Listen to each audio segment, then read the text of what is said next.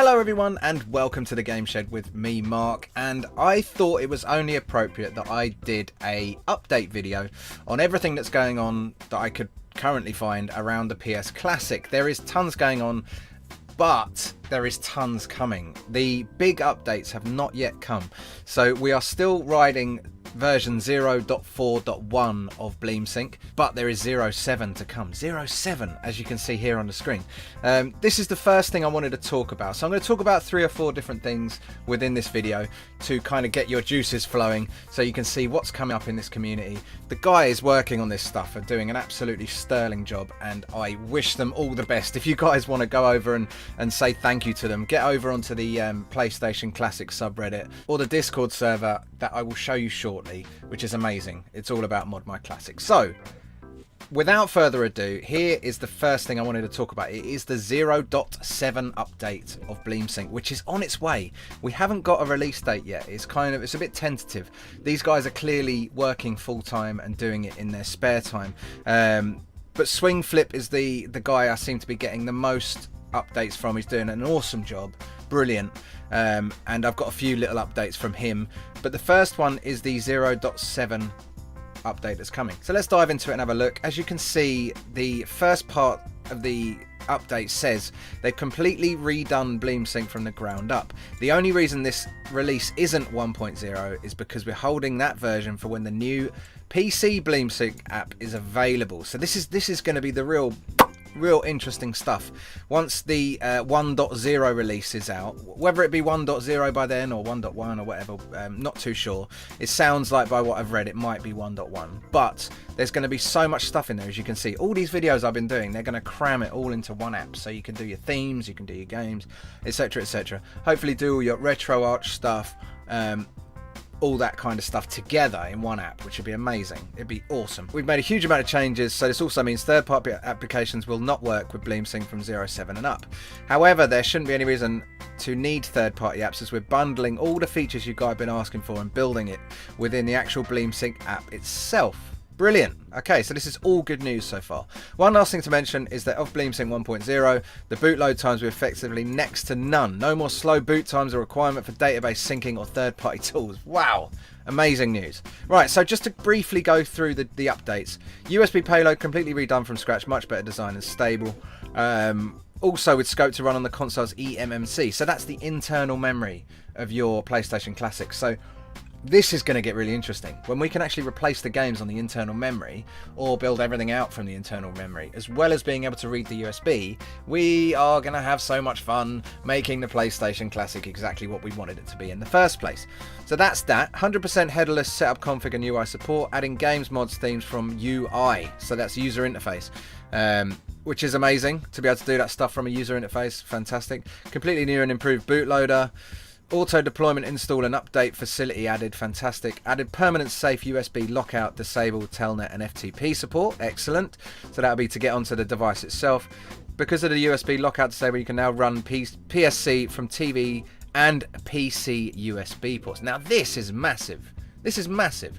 PlayStation put in a lockout of the USB.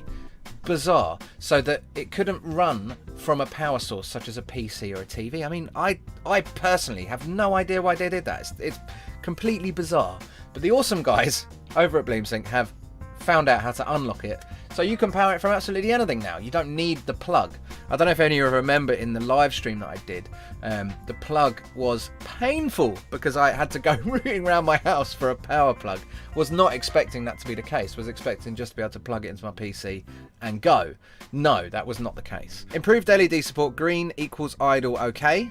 Orange equals BS function running, so that's Bleemsync function. Flashing red, attention needed, see on screen. So that's if there's a problem. Added function library, so you can add your own scripts. Added boot profiler.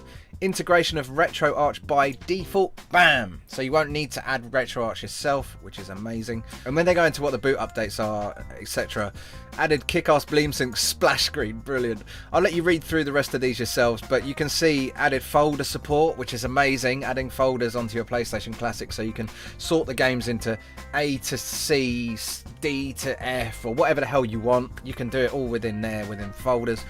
Boot options including quick load, health check disable. I mean, awesome. Amazing. This is all coming, guys. Don't forget, this is all coming in these updates that are upcoming. Ability to load in original 20 games into stock UI, including your customs. So just join the lot together. How good is that? Improve RetroArch deployment method. Improve playlist support. So the whole playlist thing, which is a bit of a pain to do. I was thinking about making a video of that, actually. Let me know in the comments below if that's something you'd be interested in. I haven't thought it was massively needed at the moment, but that is coming anyway in the new updates. And added overlay support. Overlay support with scan lines by default. Oh, thank the Lord. The overlay support is amazing. That's one thing that I think the PlayStation Classic was crying out for. After seeing it in action on the SNES Mini, it was something that I felt was gravely missing from the PlayStation Classic. So there you go. There's some miscellaneous updates, including added tools like dev tools on there, a ton more small things I forgot to mention. I mean, come on. Wow. What an update that sounds like it's going to be. And that's the 0.7 update. Just pause there for a moment. That's the 0.7 update. The 1.0 or 1.1 update is going to be even better.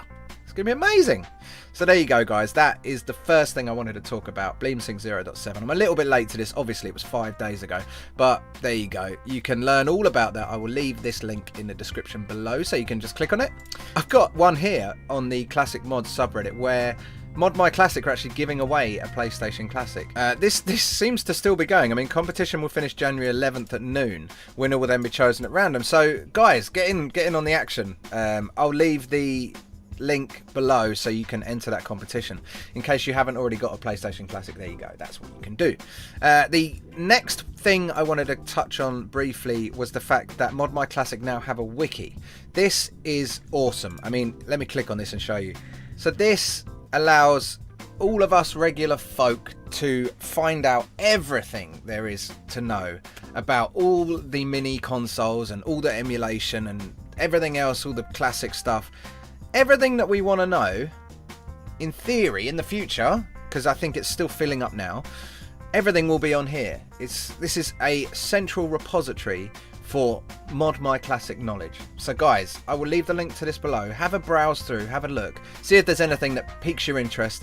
I think this is an awesome step. This was definitely needed. A centralized repository of information for people like us who just want to have a read when they're bored at lunchtime. So there you go, that's the ModMyClassic Wiki. Awesome news. Two more things I want to touch on before I finish the video today.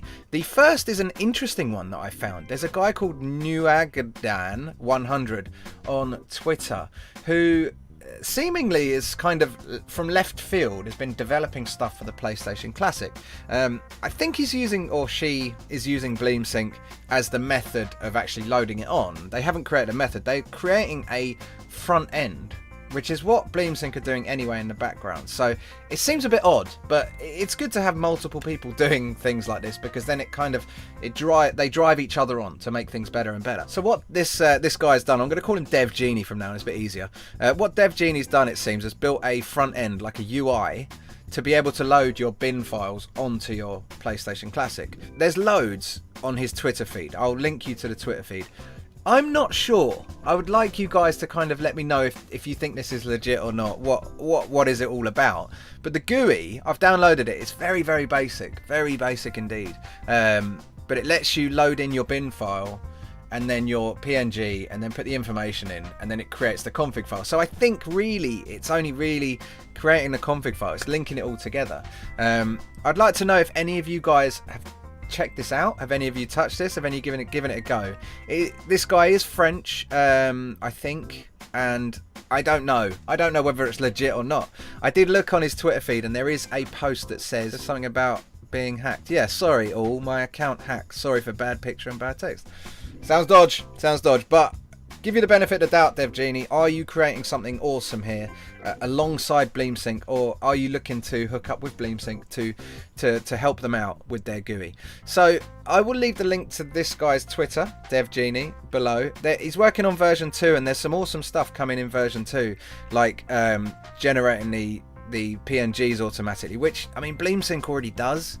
So download of covers directly into the application. It's good. But look at this, progress of all games .ini and 3D covers. So all the stuff that we've been doing on our videos, he's kind of grabbing all of that and creating it all into an application. As you can see here, look, the new design is finished. Now you have to update everything. So there's lots in here. You can see load game, load cover, download, install Bleemsync, generate game. So I think it's just a way of automating it. So it's just a one-click install Bleemsync onto your USB drive. But who knows? Who knows, guys? I'd love to know your thoughts on this. Good news, support for IMG. So 3 formats, .bin, .iso, .img functional. However, there'll be no multi-track support, which is interesting because we've found that multi-track support does work via Bleemsync. So there you go. I just thought I'd let you know about this guy that's working on stuff on the side. So we're all very aware of Bleemsync. We're all very aware of everything that's going on around that, the ModMyClassic side of things, which is amazing. But there's some people developing to the left-hand side, and I wonder if these guys know that they're working on it at the same time. I wonder if the ModMyClassic guys know that DevGenie's doing this. Good to know if you've got any thoughts on that. Final thing I want to touch on is the amazing ModMyClassic Discord server. So here in the announcements room, this seems to be where the announcement come out first. They come out on here and then they straight away come out on subreddits and stuff. So I would check this out, guys, if you can, if you get a chance and you're a Discord user. Definitely worth joining this Discord server because there is tons and tons of people on here already. I think there's, here we go, look, congratulations on over 6,000 Discord members. There's 6,000 Discord members in there. That is insane. Insane. So yeah, they're putting their announcements there. There is a Nintendo lobby, Nintendo support. There's a whole load of Sony stuff. As you can see here, Sony lobby, Sony support, blah, blah, blah. It is amazing. So if you've got problems, as well as being able to chuck comments below in my videos, feel free to jump on this Discord and chat to amazing people in there. All the developers are in there, and people like Pattern Plays, amazing YouTuber, all in there. So it's great. There's loads to see. I will link that in the description as well. So my list of links is growing massively. So I'd love to know if you guys want me to continue laying it out like that. I think maybe when the newest 0.7 update comes out, I might reduce that list and just have the new links that are valid still, because some of those older videos won't be so valid. Things like adding themes and blah, blah, blah. Because in theory, in the new version of Bleemsync, we'll be able to do that via the UI. We won't need to do it manually by dropping folders in. So while you're on this Discord server, feel free to jump on the TGS Discord server. Here, look, this is us. This is our very own Discord server. We got a whole load of awesome rooms in there. We'd love for you to come along and join that. As always, the link is in the description below. It's at the very bottom. You will see Discord server there. So love to know your thoughts on everything that I've done so far and anything coming up. Thank you so much for coming along. Thank you guys so much for viewing all the videos. Much appreciated. I will drop a Bleemsync 0.7 as soon as it comes out, and I will drop any other updates on the channel. Thank you again, and I will see you next time.